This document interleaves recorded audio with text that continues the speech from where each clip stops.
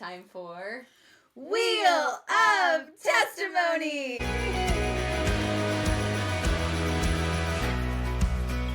Welcome, friends. We have been really excited to do this episode, and it might be hard to actually read it on the screen wherever you're watching. No worries, we can read. No worries, we can read for you, and we shall read for you. And today we are working on sharing our testimonies with you in a new way, because I feel like the Lord is always doing new things with testimonies. And in this particular case, I wanted to share what a testimony is, because I feel like a lot of our friends who are Catholic are like, what on earth is a testimony? And we're like, well, it's really just a story of God's mercy and His work and His providence in your life. Mm-hmm. That's a testimony. Mm-hmm. So a lot of people have like big testimonies about how they came to Jesus. Yeah. And those are really huge pieces, but there's also so many smaller pieces, smaller ways that He is working in your space. You have lots of little testimonies in your big testimony. Exactly. And so what you hear usually at conferences, at retreats, on YouTube, whatever, are the big things, and that's what we've shared previously in our testimony episodes. So this time, we've got a little wheel. It's so cute. And we're going to spin it. That's a practice so you can see. Yes, let's practice so you can see. So in this case, it landed on parents. And so now we have, whoever spins the wheel has to share a testimony off the cuff about their parents that the Lord brings to mind, about how He renewed our minds and changed our hearts towards our parents, or those kinds of things. So we're really excited because we're kind of getting put on the spot here, and it's going to be so We've good. had no practice, no conversation. No, we came up with these categories. We literally put these on here, well, I guess because we got so super distracted. A few hours It's ago. been a few hours, yeah, but we haven't even thought about it since we did it. So. No, absolutely not. We were thinking about marketing, actually. Yeah. Since then. Yeah. So this is going to be really fun. Shameless plug. Oh, yes, again. We still have our tumblers. Of course. We're going to be running these, please. These are going to help us get to the Midwest Catholic Family Conference. In August is when we allegedly go. Yes, the first weekend. Yes. So we have all summer to get these in your hands and get us. Yes. And it helps us shamelessly share the podcast and what we're doing over at Holy Surrender. Because everybody's going to go, oh my gosh, where did you get that amazing tumbler? And you can say, oh, from Holy Surrender. Yes, go get one yourself. Guys, they're so relatable. Overtired, they really are. Over-caffeinated, still surrendering. Take a chill pill and trust. We've got one serious Unhinged. One serious one. It's very pretty. It's got roses. It's got a quote from St. Therese of Lisieux. So yes. We do have our serious moments. So yes. We did, of course, include that as well. So, Haley, do you want to go first or do you want me to go first? Oh, you can go first. I can go first? Okay. Wheel of Testimony! Oh my goodness. The category is ex-boyfriend. I was so hoping you'd get this one. Okay. So, it's funny because this one kind of came up for me earlier. I was like, oh gosh. Yikes. Okay, so the person I dated before I reconnected with my husband and we started dating, I really thought I was going to marry him. And I've said that before, but I don't think I've ever told the story of why. So, I don't remember. I think I stumbled across this book, and I'm trying to remember what it's called. I know it's by Katie Hartfield, but what she talks about is writing letters to your future husband. And specifically to help you remain strong in purity and in virtue and in prayer, so that whatever transformation your future spouse needs to go through, they are getting that grace poured out on them from you as a future spouse. And so I had read this book, and if I remember the title of it, or I'll look it up, I'll leave the link below, because it is a really beautiful book. And I started writing letters to my future husband. And it was very releasing for those times. I had a lot of emotional outbursts and like high anxiety and stress and depression and overthinking. I went through a lot of things as a high schooler, And if I'm honest, the enemy had a foothold in my life at that point. Like, I hated going to confession, and I was really stuck in my pride, and I was definitely performing and acting like I was a good Catholic Christian, but my actions on the other end weren't necessarily reflecting that. Like, I was quick to use people or tear people down. There were lots of things that the Lord refined in me eventually, but this guy that I ended up dating, we had dated once before for 2-ish months as sophomores, and then we broke up, and I definitely, like, used him essentially to fill an empty space. Yeah. And that was something that I think we had talked about, because our friendship rekindled itself eventually, and we were always picking on each other and stuff like that. And then I was really praying about whether or not we should date, because I felt like it wasn't worth it to date again if we weren't going to end up married. Mm-hmm. And he felt kind of the same way. And I'd had some sort of emotional duress or whatever, and written a note to my future husband in my journal that said, and when I'm stressed, if you would just take me dancing or dance with me in the living room, that will bring down my stress and help me, like, resolve whatever tensions in my body. I don't remember exactly how I wrote it, but I remember writing that. And he came over with some of our other group, and we were hanging out here at my parents' house. And I remember the question got posed, but what would you do if I was stressed? And that was his exact answer. I'd take you dancing. But what it was caveated with was some other red flags that I didn't really pay attention to, and I wasn't strong enough in my discernment to know the difference. So, like, he came from a lot of wounds and a lot of trauma, and a lot of those got projected into our relationship.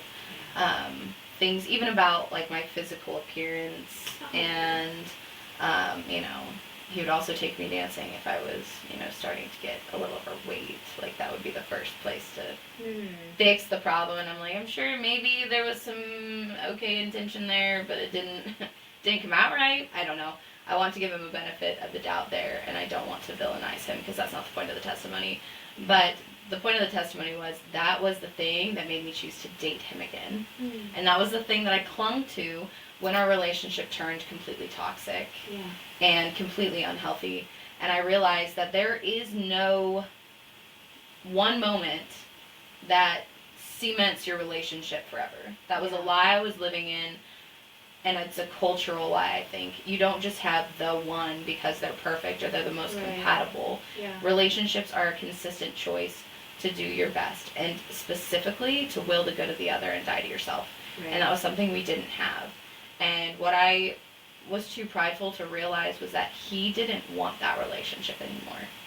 He wanted freedom from it, but he didn't think that he could successfully do that, effectively successfully get away, because I had it locked in my own head that this is it. I'm not going to fail again, so we're going to have this, like, it's going to last forever.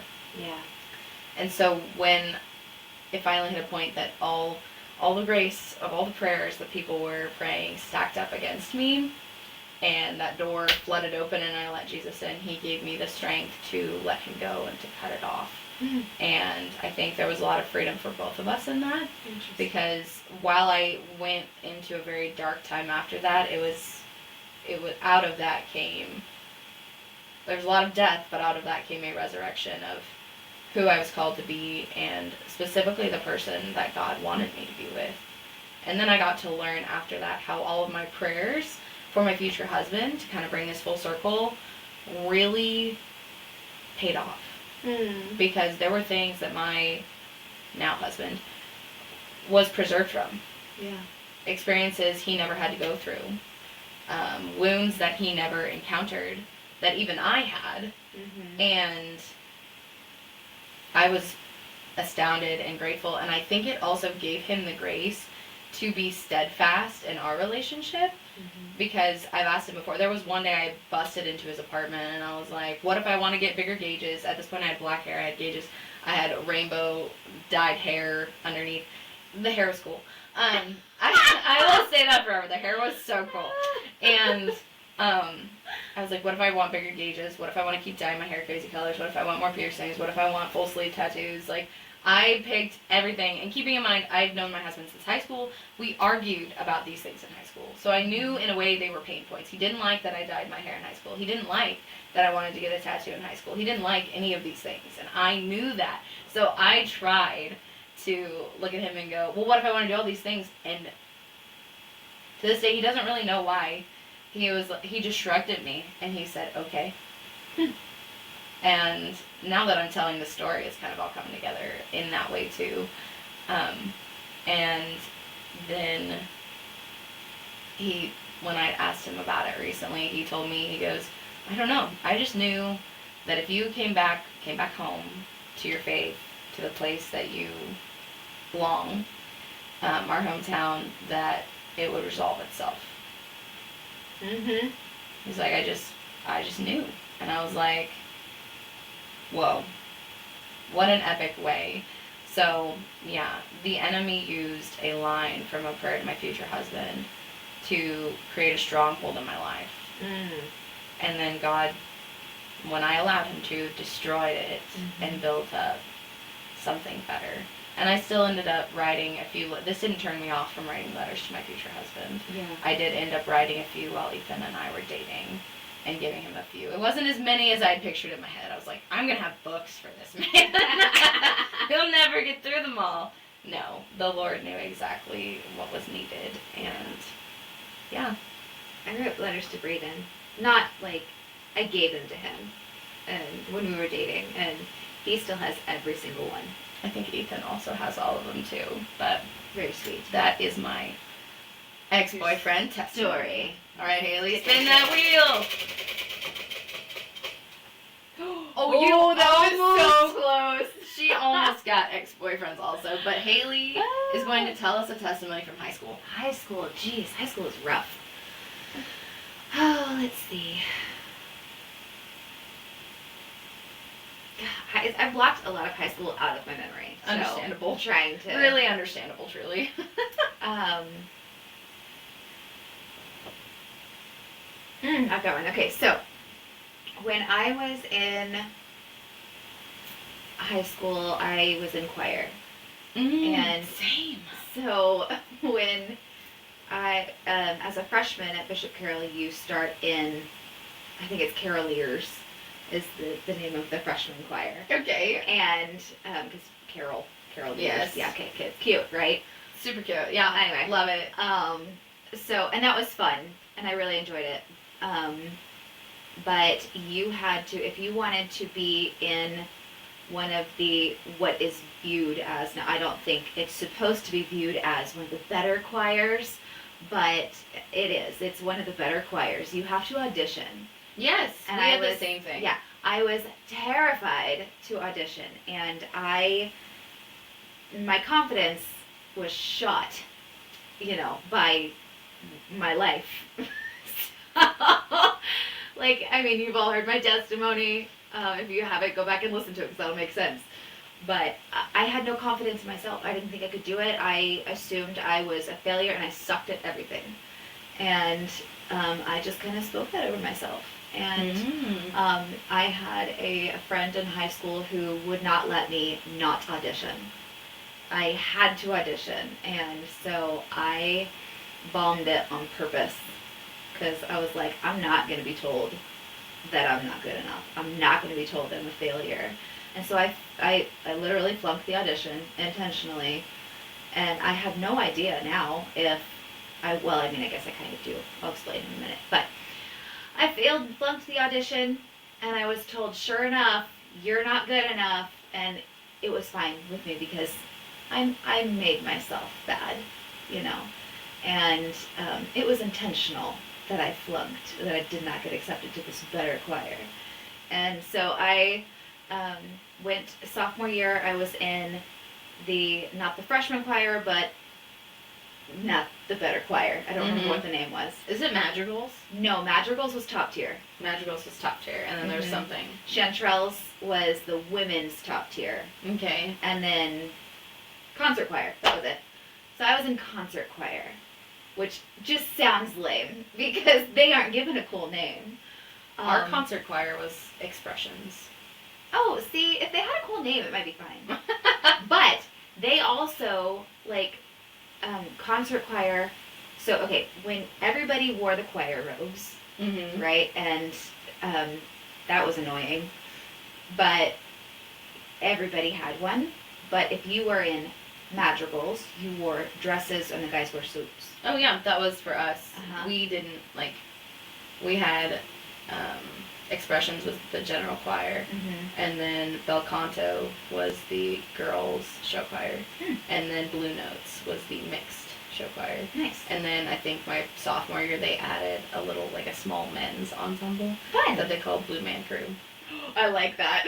because our colors were blue and white. So So the madrigals wore suits and dresses. Chanterelles wore all dresses, and concert choir had to stick in their robes. So you knew they sucked. Just call it like it is, okay?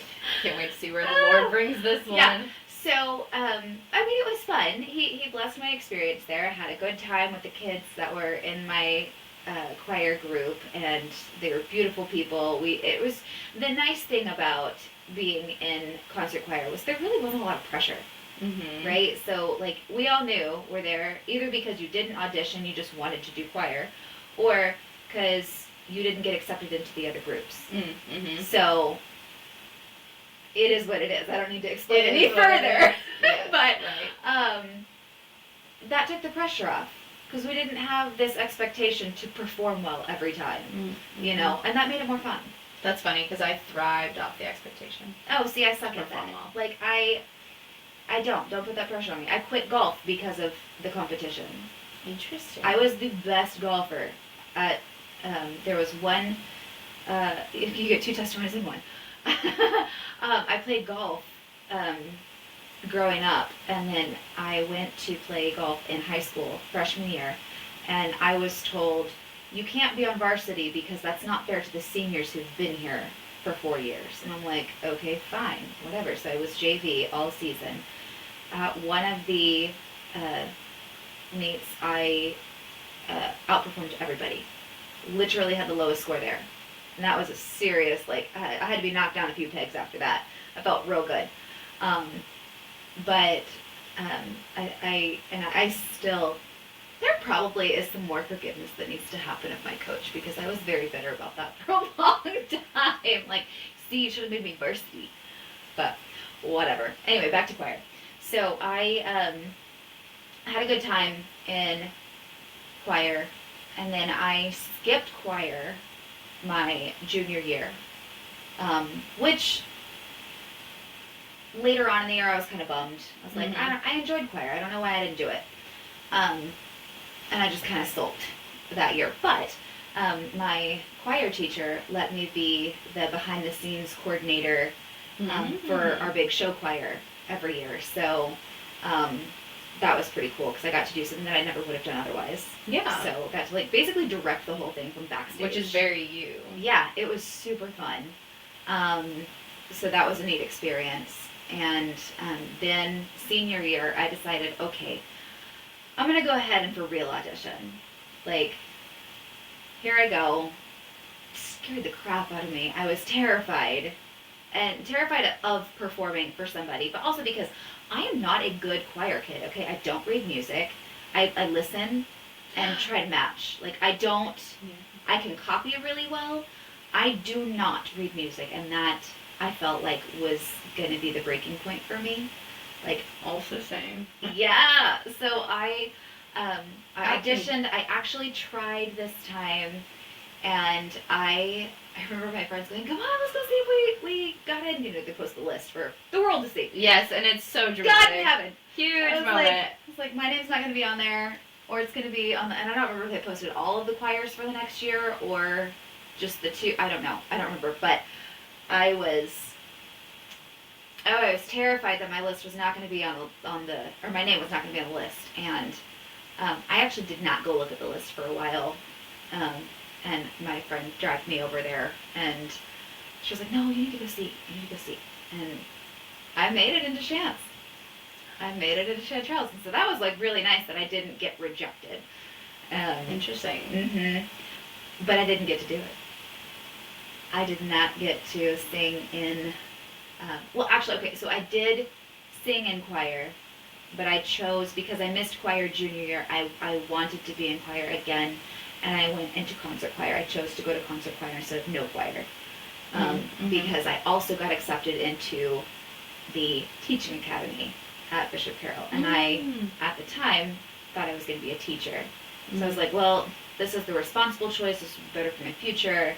Get a head start in education and all that. And I'm like, man, I should have done Chance, guys.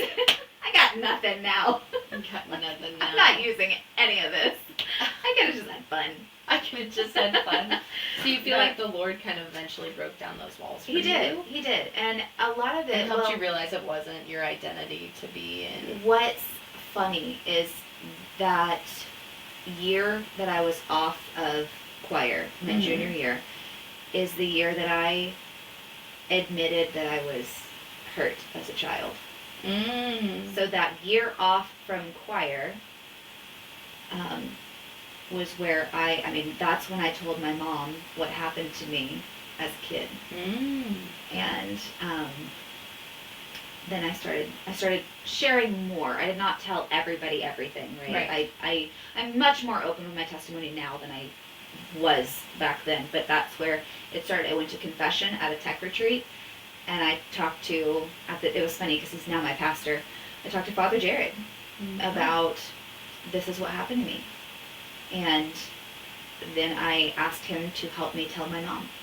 Wow. And that's so powerful. I didn't know that. Yeah. But then it's amazing that released you in different places. Yeah. Yes. In ways that I would not have expected, because I then had the confidence in myself to go and do something that I was scared to do before. Wow. That is so cool. I love that. Yeah. Yes. Man. Okay. This is so fun to spend. Okay. I don't know that. I'm sorry. It is getting toasty in here for sure. I Sharing will say, testimony is spicy. before we do anything else, I will say everyone can testify that your curb appeal matters. And we know someone, a good friend of ours, who does this, who takes care of up-leveling your curb appeal by power washing commercial and residential properties, your driveways, your house, the whole thing. Cleaning windows, doing gutters, landscaping, and minor repairs. If you want to call Michael over at Freshview LLC, he is happy to come help you just get ready for the next season or clean your house that might not have been cleaned for years. He's really good at it, and he has a heart for service. It's good stuff. It is good stuff. Getting to be summer if you're too hot. You don't want to do it. Make 100%. Make That's- Michael. that's, if you don't want to do it, make Michael do it. There's a new tagline for him. He's going to be my brother-in-law, so that's the sister coming out. That's so funny. I've known him since high school. He's a great guy, and he does good work. Good. So we are happy to support his small business around here and do that. He runs specials on Facebook, so follow him on Facebook. Yes, follow him on Facebook over at Freshview LLC, and we'll leave that link in the description. Man, I think that last time we forgot to do a CTA about our magazine. Oh no, we sure no, did. Indeed. And it's okay. It's fine. The Lord really led that episode about prayer and the imagination. Yeah, You it was should a go back really and good listen to it. episode. It was a great episode. But we just want to say before we go here, because we probably don't have time for us to spin the wheel again. If you liked us doing the wheel testimony, tell us, because we have a lot of fun spinning this thing. Or if you want to come on the podcast and spin the wheel. You spin the wheel. Yeah. Oh my gosh, it'd be so fun. testimonies. We want to hear your testimonies. So tell us if you want to be on the podcast for more Wheel of Testimony episodes. So that would be really cool. Seriously, don't be ashamed to ask. We would love it. We just love it. So we do, our April magazine is out, and I'm trying to remember if I think this episode is out in May. Like the very first week of May is when this episode is. So if those of you that have subscribed, you should have your magazines or be getting them any day. Yes. And this, oh my goodness, we got so many incredible things in this magazine. I almost love this one more than the first one. It's really hard to decide. We have some beautiful, hard-hitting articles. Let Motherhood Mold You by our friend Amanda. So good. So good. She She's a knocked that one first-time out of the mom. park. It was so good. Yeah, she's a first-time mom. We have a testimony from one of our local families, the Sponsel family. Caitlin is a friend of mine. I see her often at Mom's Group, and they have this stunning grotto Mm-hmm. at their house. And Her there's testimony of this grotto made me cry. I got a little teary. It was so good. Oh, they were kind enough to share Such their a testimony. Beautiful thing. Beautiful story of how God has worked in their life and how He provided for this grotto. So epic. Yeah. We have stuff on Father's Day, America. We have some fun salad recipes coming out, and toddler charcuterie. Dad jokes. Dad jokes. I laughed so hard the first time I read that page. She called me and she was like, "What is this?" She was like, I can't, I'm crying. It was so funny. And we did an interview with one of our local priests about leading the flock and what Yes. it's like to be a shepherd. If you know Father Lebens, he You'll did want to our- read it. he Such did the hard-hitting interview with us. answers. I They were know. so good. And we have He's more so articles on things like cash budgeting for your family. Mm-hmm. 9 Steps to Financial Freedom. My best friend Jessica wrote that. That one's really good. My brother came back with a hard-hitting piece on the Eucharist Mm-hmm. and the true presence. So there's a lot going on, okay? Mhm. Because May is the month of Mary, and it's Mother's Day. June is the month of the Sacred Heart, and it's Father's Day, and then July is, well, July. July is Merca. So, Merca. Merca. So, all that to say, it's a really good episode. Haha, I'm so trained. It's a really good issue, and we had a lot of fun putting it together. Yeah. So, if you've been looking for a resource that has a little bit of everything for everyone, this is a place This to be. is it. Yes. Mhm. And, And I'd like to just note, like, the magazine has thoughtful articles, so don't feel like you have to read it at home or whatever. Take it to adoration. yes. There's a lot Yes. of, we have prayer opportunities. Mm-hmm. Jeff wrote a really great article on, he wrote two, anger and marriage this Mhm. time. So definitely go check all that out. Sit with Jesus on a lot of this, because Most that's of the what thoughtful this is articles for. are meant to do that, is for Right. you to take to prayer and engage with the Lord to see what He's doing in your life. And it's Mhm. also a place for you to catch up with local Christian businesses, Yeah. a lot of which we mention on this podcast, but also so you can see what they're doing and support their ministry. And honestly, guys, if you love it, share it. Mhm. Help us Please grow. Because we just want to create a big community and share God's love with others, and we feel like He's calling us to do that through this magazine. So, check out the magazine, grab a tumbler if you haven't yet and you want one, or if you know somebody who will want one, take time to share it. You can share this episode if you don't want to shamelessly pitch Reggie and just be like, listen to this episode. Share. That also helps us build our community as well. Mhm. And, oh goodness, I can't think of anything else. That's it. Yep. That's Thanks all we for got. coming to the Wheel of Testimony. This is the first time we did it, and it's been so Let's good. bring it back. Yes. It's so good.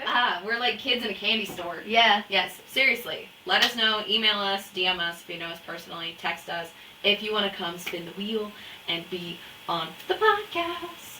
Do-do-do. Do-do-do. All right. With that, we will catch you next time.